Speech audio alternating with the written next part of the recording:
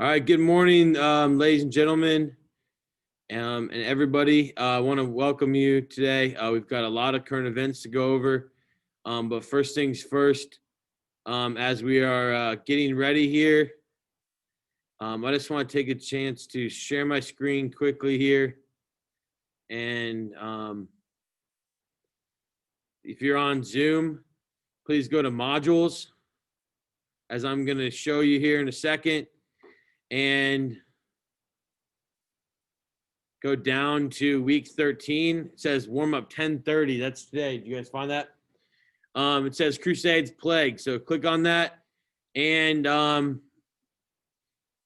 it basically says answer the following question for 5 points. Make sure your answer will get you on a 5-point start class, because I'm just going to go in and see who put an answer in. There's a lot of right answers here. So one effect of the Crusades. An effect is not cause. It's an effect. Like what happened because of them. Second one is, what was an effect of the Black Plague on Europe?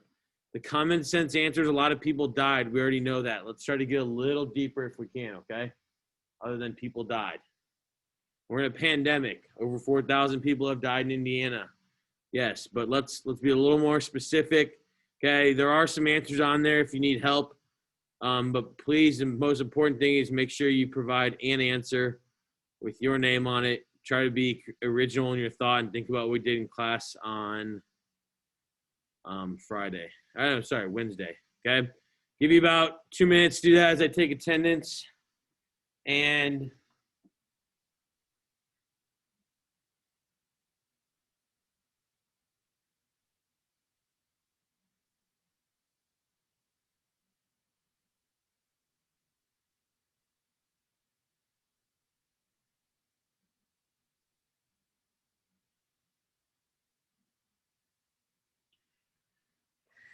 oh, my kid was up in the middle of the night for like 2 hours screaming. Of course, I ignored him. My wife got him. And I woke up and he's laying next to my wife for like 3, and I was like, oh, this is bad. Because, the kid's not supposed to be laying next to us, because if one of us rolls over in our sleep and like suffocates him, bad. So then the whole night, like every like 10 minutes, the rest of the night, I would like wake up, make sure that like he was all right. Bad night's sleep. Like I said, about 90 seconds here. I'm going to get presentations ready to go. So make sure if you're on the Zoom, you are putting this. I don't know if I ended up sharing my screen or not. Sorry about that. Oh, I did. It's on the wrong one. I'm going to stop the share here for a second and get the presentations pulled up.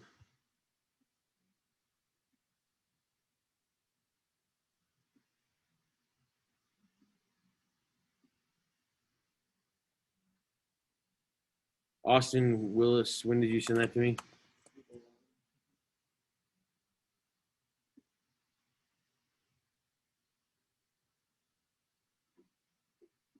Did you just send it to my email?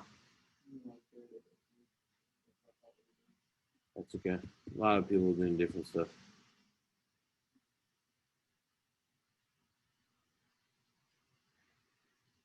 All right.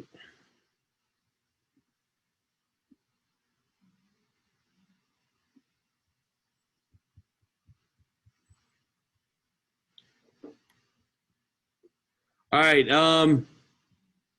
fellow Zoomers out there, let's we're gonna have a little discussion in class here. Responses. What was an effect of the Crusades? Anybody in the room? That's only have 6 of you. I need one person to respond. Effect of the Crusades. Yes, Taylor, right? Taylor says it gave the church more power. I'm going to play devil's advocate a little bit, though, and make sure you understand that after the Crusades, because they were a failure, people looked to kings for guidance instead of the Pope after that. So it showed the church's power that people would just go to make this crazy trip. But on the other hand, after it was done, it showed that they were essentially, they needed someone else to rely on, like a government. Okay. All right. Other effects.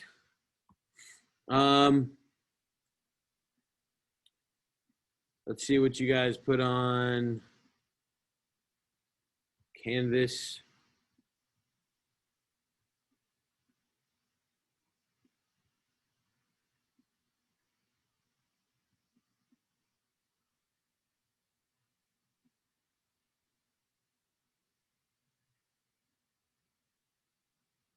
All right. Other things that were popular to say. So we only have 11 people so far that have responded in this class. But from this class, we've got Mason said the same thing. I don't know if that's exactly right. Church gained power. Jews, definitely anti-Semitism. Cities were decimated in the plague. That's a good one. Military gained a lot of power. Kavion, good.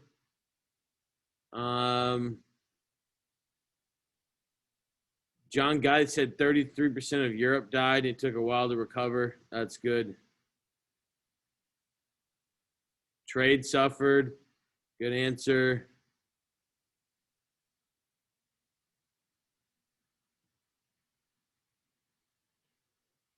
Tariq brings up a great point. This is what I wanted people to understand and those in the room. Before the Crusades, the Jews and Muslims got along. After that, you really had a lot of tension between Jews, Muslims, and Christians that still exists today. So that's why one of the reasons why I wanted you to answer that question. Okay. And this is not definitely on your test. The Black Plague also, a lot of rich people died, so it opened up opportunities for like poor people to move up again. It actually spurred trade because with less people around, people can make more money and then they could actually buy stuff. Okay, so it started kind of a movement away from feudalism, okay, which we talked about, help Europe get out of it. Okay, who knows? I mean, if this pandemic were to wipe out a third of us, think about we would have a lot more job opportunity, wouldn't we? You guys ever thought about that? Like we would need to be nurses, we would need to be doctors, we would need to be engineers, we would need to be whatever, doing something different probably. Just because there would be a lot less labor. All right, we're gonna move on since we have so many people presenting. Austin's gonna be presenting first. He's gonna be in class, Austin Willis. Your responsibility. Okay, actually, the order today goes Austin, Jada, Jason, then John. If we have time, I've got Kamara Murray, Brianna Carson, and Kavion Jackson who also could present. We're falling behind in this class, so we're gonna try to keep them short and sweet here. Your responsibility is you have to respond to one of the questions. In the discussion, put it in the chat, and then I'll print it off at the end, and we're going to have a lot of questions to respond to today. So I'm going to go ahead and share a different screen here, and we've got Austin Willis here, and he has the elephant population in Kenya. Going to go present it. Lauren, I'm looking at you. Can you get a thumbs up? Can you see his presentation on your screen? Great. Okay. Are you on Zoom, Austin? Need you to join Zoom real quick. Sorry, forgot to tell you that.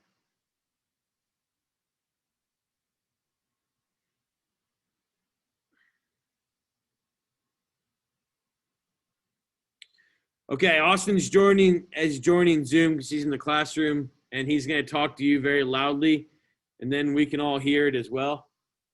That's how it works in class, all right? Taylor Shaw, will you take out your headphones? Be sure respectful to everyone. Thank you. All right. Are you coming?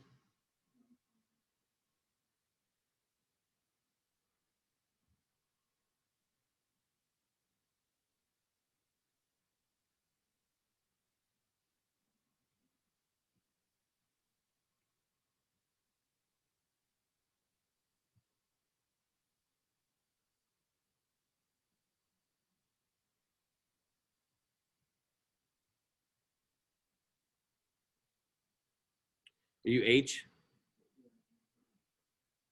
Okay. Go ahead and say something. Hello? Try that a little louder. Hello?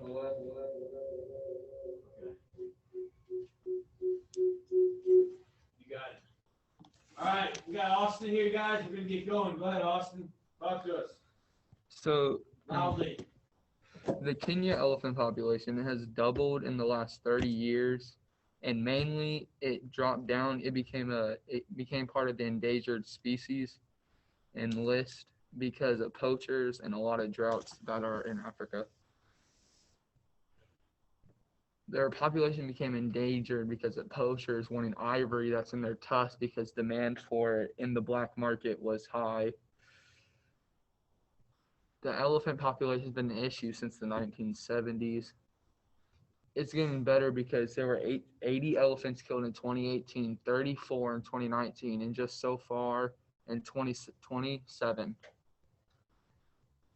They could double their population probably in another decade from the rate that they're reproducing right now.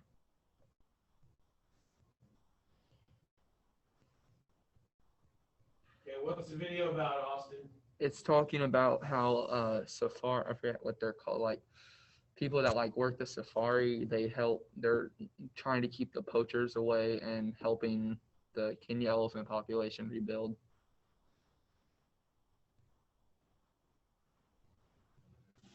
So you want me to skip to 1:30? Yeah, because like the beginning part's like nothing.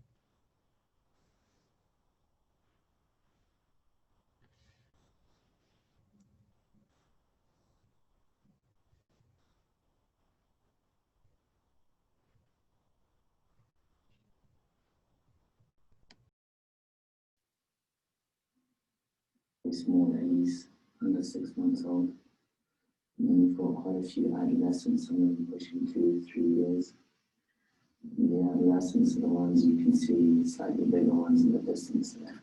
Patrols are conducted on a daily basis. Thanks to this surveillance method, since 2017, no animal was killed by poachers in Wasaba, but rangers have to stay vigilant. We don't actually anticipate maybe poachers or anything, but in case they might be there, the bad men, then we are there for them. For the past 30 years, similar initiatives have been implemented across Kenya. This has allowed the elephant population to double, reaching almost 35,000 according to official reports. The rangers were trained to use the tracking app by the NGO Space for Giants. Its employees also track the animals to protect them, in particular close to villages. So you can see our position on where the elephant is. It seems to be like less than a kilometer from where we are. So if they get maybe closer to the fence, we don't know, they might have the intention of breaking it. So we're able to inform KWS that we need to keep alert because there's an elephant that is very close to the community farming land. It might break out. They finally managed to locate the animal. No danger is identified, but the elephant will have to be monitored. If it comes too close to the fence built by Space for Giants, the rangers will have to intervene. Nowadays, the main fear of elephant defense organizations are no longer the poachers, but the violent encounters between humans and animals. These fences, stretching 130 kilometers, are improving cohabitation with the pachyderms. This fence has been here from 2018. That's when we completed this section. And we have not recorded any break along this section, especially where the farmers are. And this was a hot spot. The Kenyan population has tripled over the last 4 decades, encroaching on the territory of wild animals. Farmers particularly dread elephants and often react violently to the presence of pachyderms on their land. Only 3 years ago, the animals were coming here on a regular basis to eat maize from the field. Elephants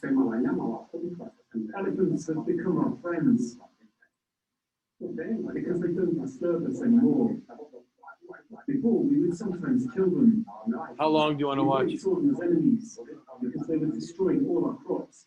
But now that they're well kept in reserves, The whole thing? and fences, we enjoy seeing them. Okay. We learn how to do it. Everywhere in Kenya, yields have to be protected, but elephants are now seen in a different light, Although they may cause damage to crops, their presence can also be beneficial to the population. The Lorisaba Reserve developed a program to help local communities. In this hotel, customers can sleep in a real bed under the open sky. The concept was developed by the park, but the establishment belongs to the community. This is an alternative way of survival, we do nomadic way of life. And now, as time goes, we are trying to seek other alternatives to survive. That's why we did what we call conservation, and then we build this facility to attract tourists. The village's school and clinic were built thanks to the reserve's tourism revenue. These women are learning a new job thanks to trainings organized by Lorisaba. The reserve works as a non-profit structure and reinvests part of the money it makes into the community as a way to show residents that it is important to protect animals.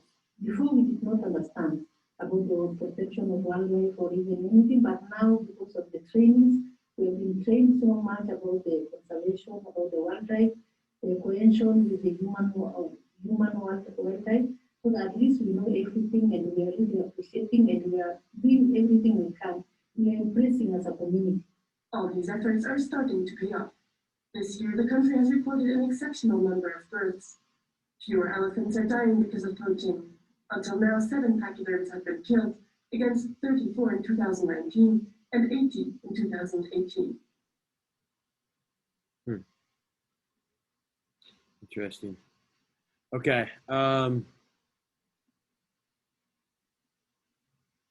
Austin, walk us through your discussion questions, please.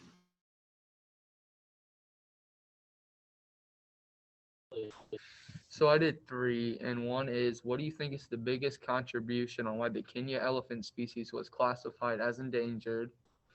Why do you think the poachers are killing the elephants? Where do you think the Kenya elephant population will be in another 30 years? Okay. We're going to go ahead and discuss these in class for about 2 or 3 minutes. You need to post your response to one of these questions in the chat function. And if you don't post, again, you won't get your participation points for Friday today. So make sure you do that. And then everybody in class is going to say one thing, and then we're going to move on.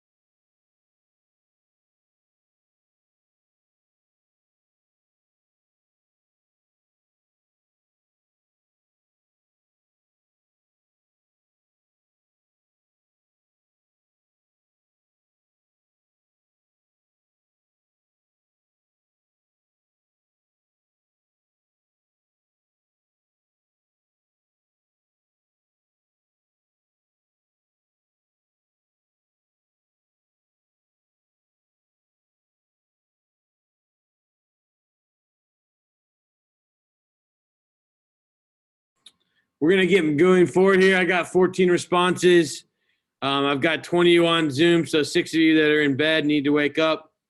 And let's everybody give Austin a virtual round of applause here. Good job, Austin. Thank you. It's an interesting thing that not a lot of us probably think about too often. Jada, you are up next. I believe you shared your stuff with me. Is that correct, Jada? Yeah.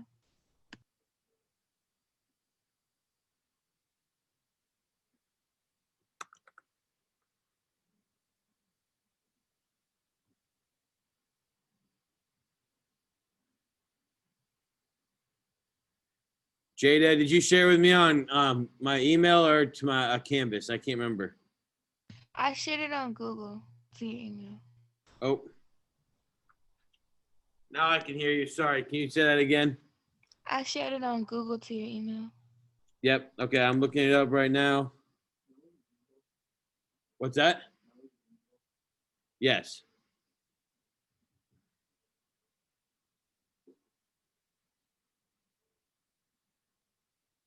Hong Kong protest, correct?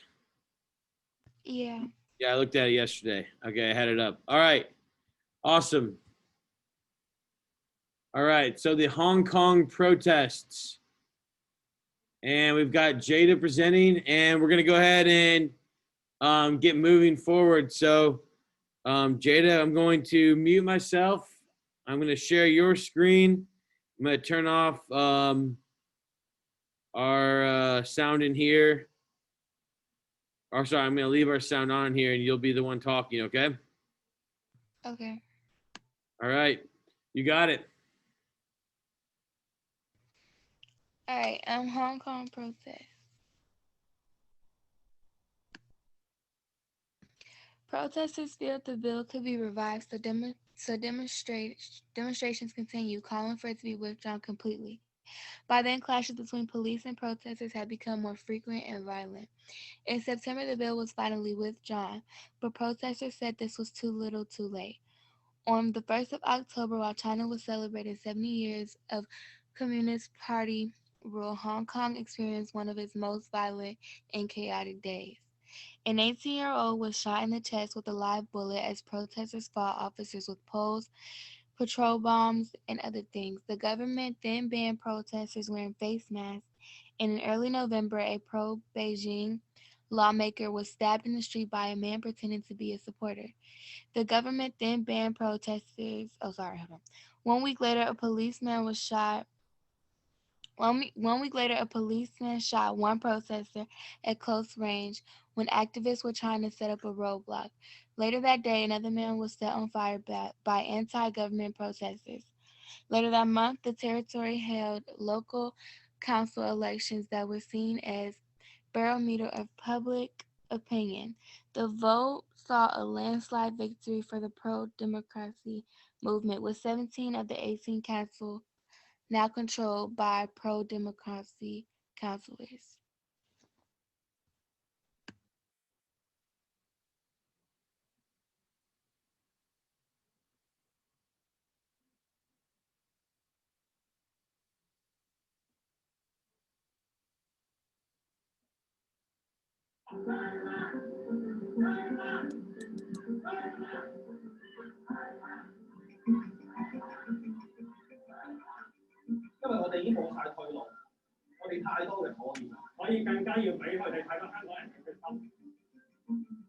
The people of Hong Kong are out in the streets.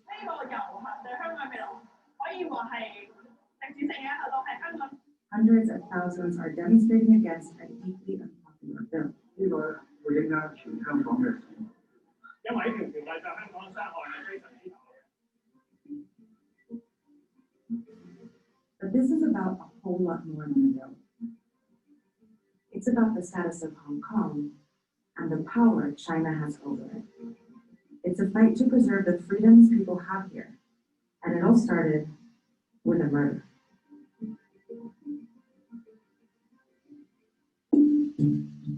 On February 8, 2018, a young couple, Chan Tong Kai and Pung Yu Wing, went from their home in Hong Kong to Taiwan for vacation. They stayed at the Purple Garden Hotel in Taipei for 9 days. But on February 17th, only one of them returned to Hong Kong. There, 1 month later, Chan confessed to murdering his girlfriend, who was pregnant at the time. But there was a problem. Hong Kong authorities couldn't charge him for murder because he did it in Taiwan, and they couldn't send him back to Taiwan to be charged because Hong Kong and Taiwan don't have an extradition agreement. So in 2019, Hong Kong's government proposed one. They would let them transfer suspects to Taiwan so they could be tried for their crimes. But the same bill would also allow extradition to mainland China. Where there's no fair trial, there's no humane punishment, and there's completely no separation of powers. And that's what sparked these protests. China and Hong Kong are two very different places with a very complex political relationship. And the extradition bill threatens to give China more power over Hong Kong. See, Hong Kong is technically a part of China, but it operates as a semi-autonomous region. That means independent, It all began semi-independent. in the late 1800s, when China lost a series of wars to Britain and ended up ceding Hong Kong for a period of 99 years.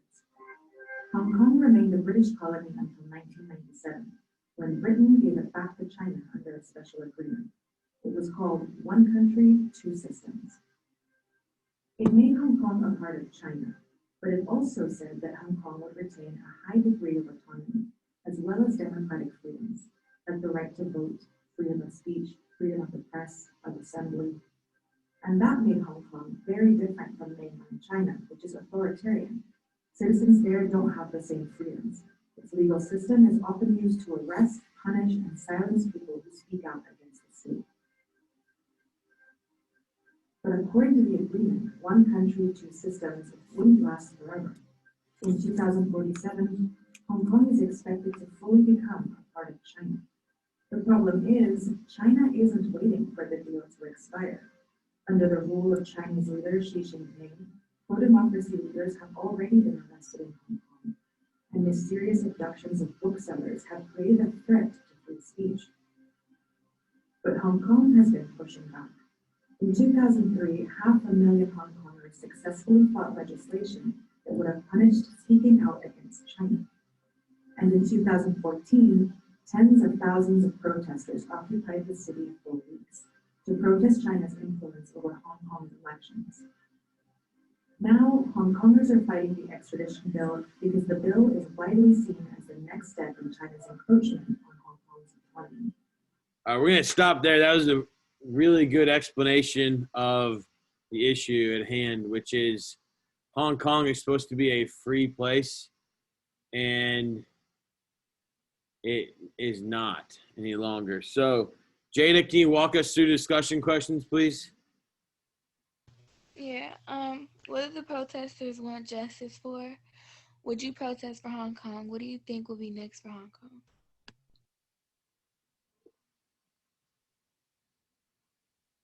Good question. So, ladies and gentlemen, think about this because Hong Kong, again, is the international banking community of Asia. And so every major national bank, every company like Google, Facebook, Amazon, that just came out with their earnings reports yesterday, all have huge offices in Hong Kong. And basically, the Chinese government is now trying to say that Hong Kong has to play by the Chinese rules instead of the open rules that they were promised when the British left Hong Kong. I remember watching it on the news as a kid. I was about 13 when Hong Kong became part of China again and not part of the British Empire. So it's a huge deal for business, actually. Last year, I had 2 students who had lived in Hong Kong, had their IDs, and really were able to talk about this. One in CP, one in AP. It was pretty interesting.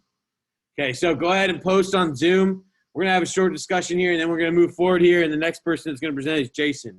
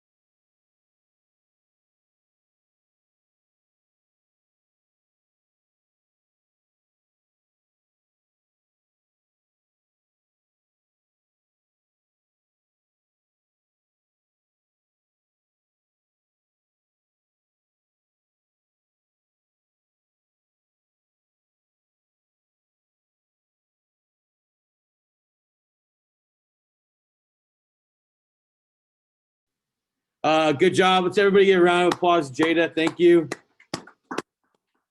Okay, good job, Jada. And Jason, you're up next.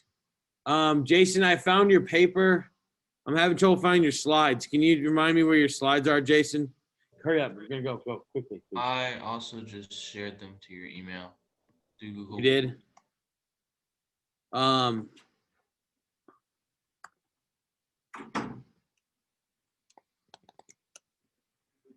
Yeah. Yeah, there's a charger right in front of you.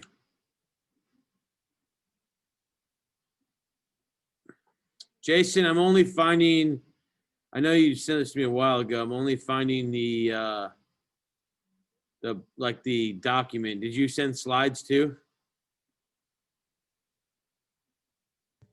Yeah.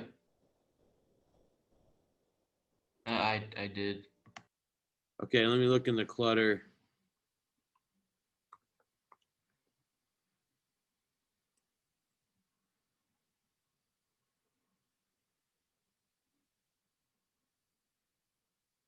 Do you have it pulled up on your computer? Yeah, I do. Can you just share with me real quick? Share it with you? Yeah, just share your slides with me. I have your paper. I don't know why I can't find your slides. I had them. I know I had them a while ago.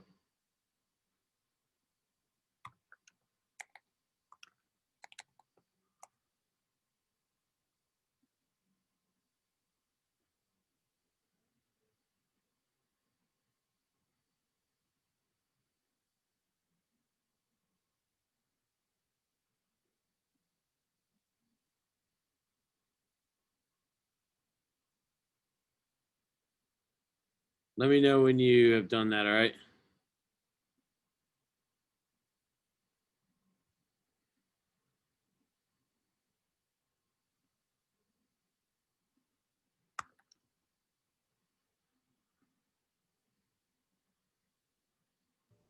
I did it.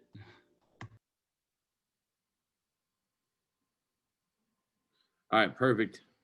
Yeah, this is what I didn't have. Okay. Ladies and gentlemen, we are going to have Jason here talk to us about the wildfires in California. I'm going to go ahead and share the screen here in a moment. Make sure, Zoomers, you are posting a response. Looks like we're doing pretty good. We had 18 last time. Most of you agreed that you would protest. And I honestly think in the next 20 years, Hong Kong will lose its independence and become a lot like China or part of China.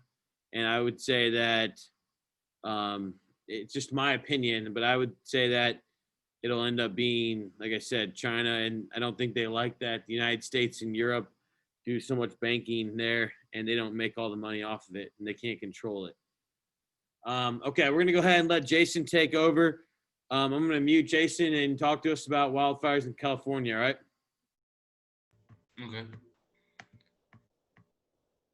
So I did the fires in California. So fires in California and parts of Oregon are spreading and causing the air there to be hazardous and dangerous. They've burned up to 3.2 million acres this year, and 24 people have died. People with problems that limit their breathing are told to stay inside their homes by the government. One of the fires, the Bobcat Fire, started in the Los Angeles National Forest and affected cities in Los Angeles. Fires are also threatening marijuana growing enclaves, which affects some people and some parts of the economy. Two fires in California, the Zog and Glass Fire, have burned 10,000 acres in one day, and the Zog Fire has claimed 3 more lives, 4 in total, 3 of which have been identified. The 4th has not because they are minor and cannot be identified due to their age. This video better summarizes the Glass Fire in California.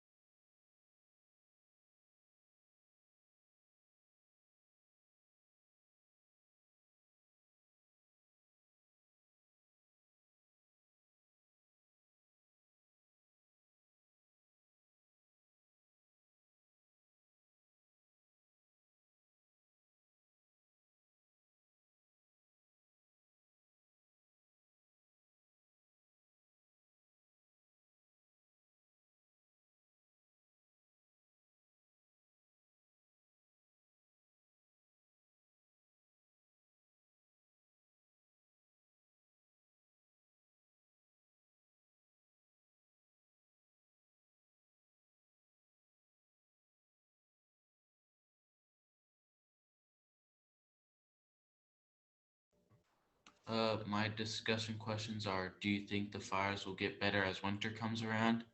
Do you think the smoke will affect neighboring states? And what would you do if you lived in California? Okay, folks, that was a brief. That was quick. That was pretty much the point. Napa and Sonoma are also where very, very, very expensive wines are made. I remember my wife and I took a trip there, and I think I'm still paying for it 5 years later right now.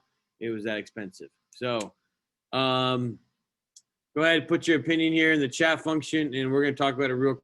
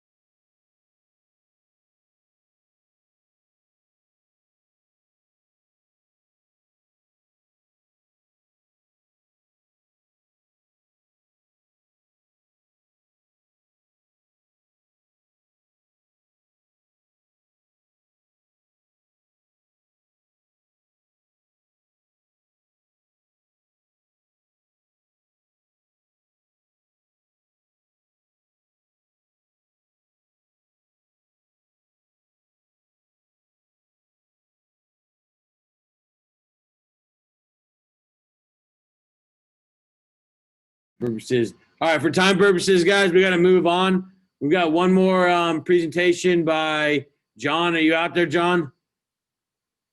Actually, let's give Jason a round of applause, guys. Everyone in the room is vigorously clapping. Thank you for making it efficient, too.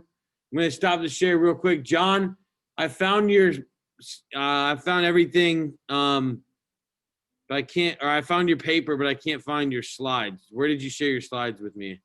Oh, well, the slide, it's on a link at the bottom of the paper. Oh, okay, that's helpful. Thank you. The video or the presentation? I see.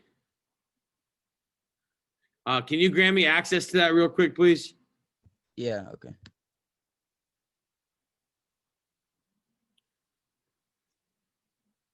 I'm gonna let you know we only have about 4 minutes. Is that enough time? Or would you rather wait and do it a different time? Can I do it next week because I can't even find the share button? Okay, share that with me. I'll put you on the list of still needs to go. That also has Mackenzie Murray, Rihanna Carson, Kavion Jackson, and now John. Is it Geith? Is that how you say it? Geith. Geith, yeah.